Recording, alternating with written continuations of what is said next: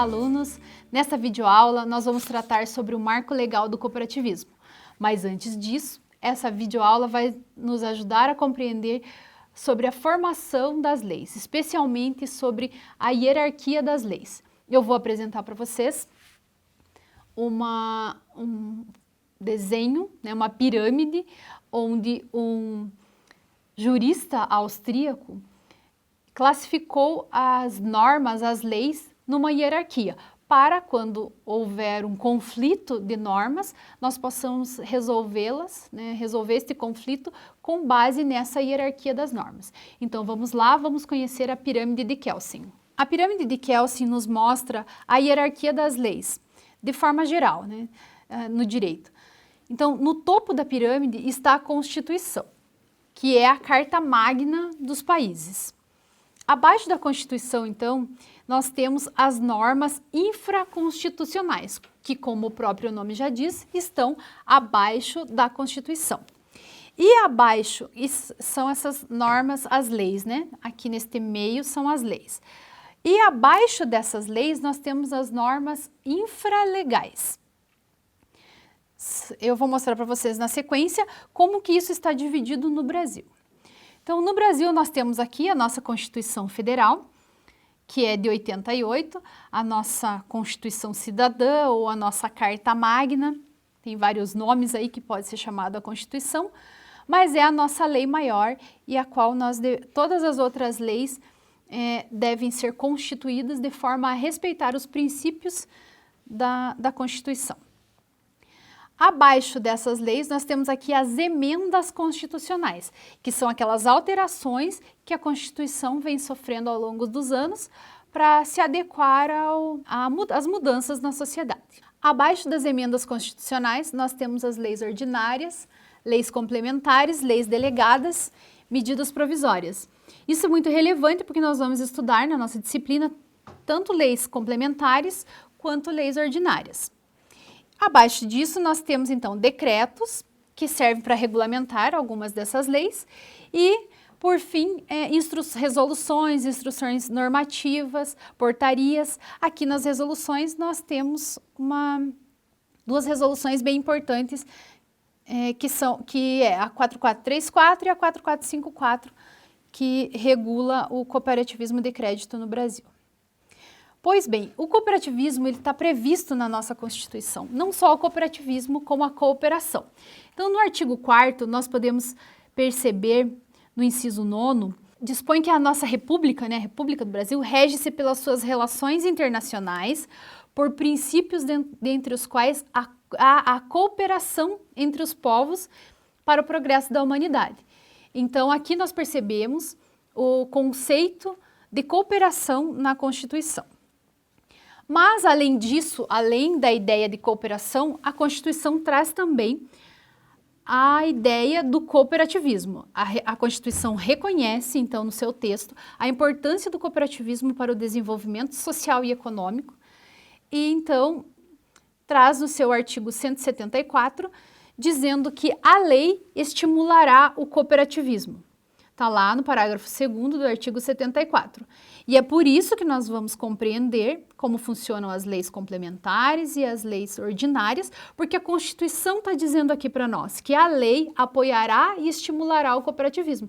Então, trata-se de uma outra lei que não a Constituição, uma lei que vem na sequência, que apoiará e estimulará o cooperativismo.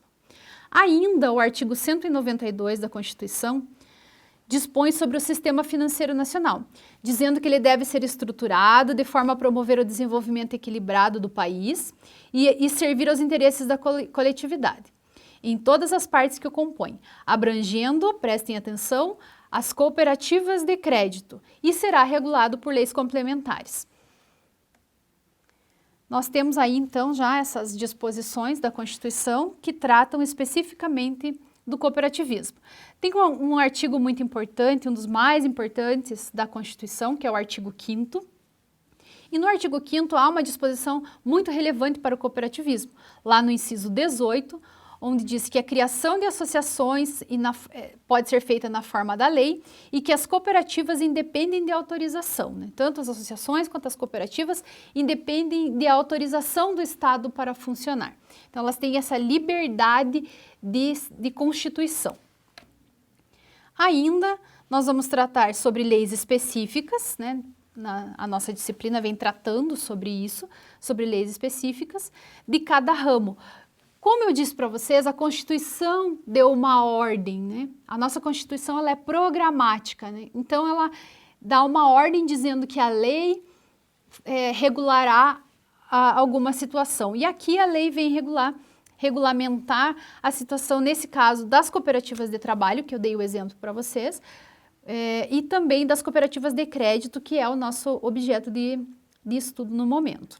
O Código Civil também, no seu capítulo 17, nos artigos 1093 a 1096, trata das sociedades cooperativas, então há uma outra legislação aqui, essa é uma legislação ordinária, que trata do cooperativismo. Nós temos ainda resoluções e normativos dos órgãos reguladores, que são o Conselho Monetário Nacional, a fiscalização do Banco Central, que trata especificamente de situações de rotinas no dia a dia das cooperativas de crédito. E nós temos a legislação do cooperativismo de crédito. Essa legislação é específica do cooperativismo de crédito. E essas leis podem ser consultadas diretamente e de forma atualizada também no site do Planalto. Então, nós vamos conhecer a Lei Complementar 130, que é a lei que dispõe sobre as cooperativas de crédito, uma lei muito importante que trouxe mudanças consideráveis para o cooperativismo de crédito.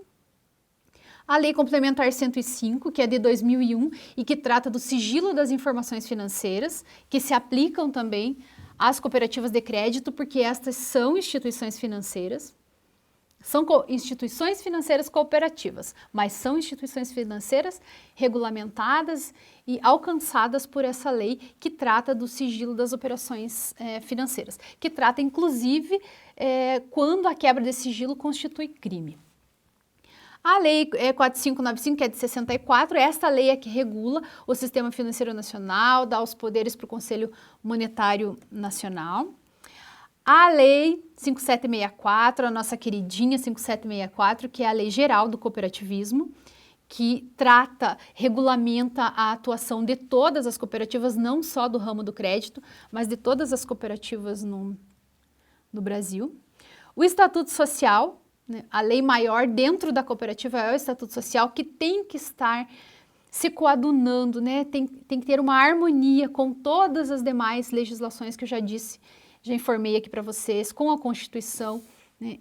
Então, é a lei da cooperativa, porém tem que estar em harmonia com as demais legislações aplicáveis no país para o tema. E as duas resoluções que são bem relevantes para o cooperativismo de crédito, né, que trata da organização e do funcionamento do cooperativismo e da auditoria. A Lei 130, de 2009, eu disse para vocês que ela trouxe inovações bem relevantes. E eu trouxe aqui as mais relevantes, que são o mandato dos membros do Conselho Fiscal e estrutura do Conselho Fiscal. Houve uma alteração, né? A Lei 130, nós vamos estudar com maior profundidade, mas trouxe uma alteração do prazo de mandato do Conselho Fiscal e o prazo de renovação dos membros do Conselho Fiscal.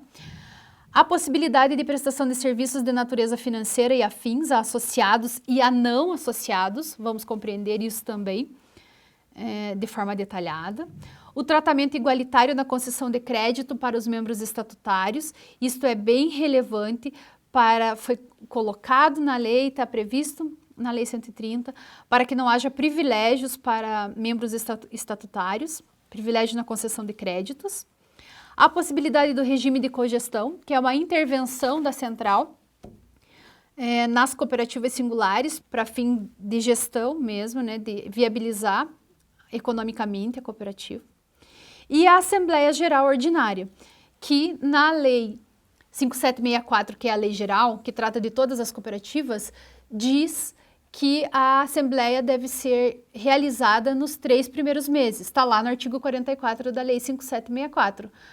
Porém, a Lei 130 veio nos dizer que nas cooperativas de crédito, a assembleia pode ser realizada nos primeiros 4 meses. Essa é uma diferença e que vocês vão perceber entre uma lei ordinária e uma lei complementar.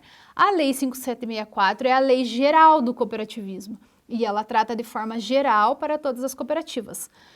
Como a Lei 130 é uma lei complementar e ela tem um quórum qualificado para ser aprovado, ela está acima da lei ordinária porque ela é específica, ela é especial. E toda lei especial derroga, vale mais, vamos pensar assim, do que a lei geral. Então, se houver um conflito de normas, que é aquilo que nós começamos falando no início da nossa videoaula, se houver um conflito de normas, vale a lei especial, né? Nós temos que olhar lá na pirâmide de Kelsen e entender qual é a lei que vale mais. E aqui nós temos um conflito. Tínhamos, né, podemos pensar que há um conflito, mas não há porque a lei complementar resolve esse conflito. Ela é uma lei especial e então é ela que vale mais. Então podemos realizar a Assembleia Geral Ordinária nos 4 primeiros meses, embora a Lei 5764 diga que são nos 3 primeiros meses.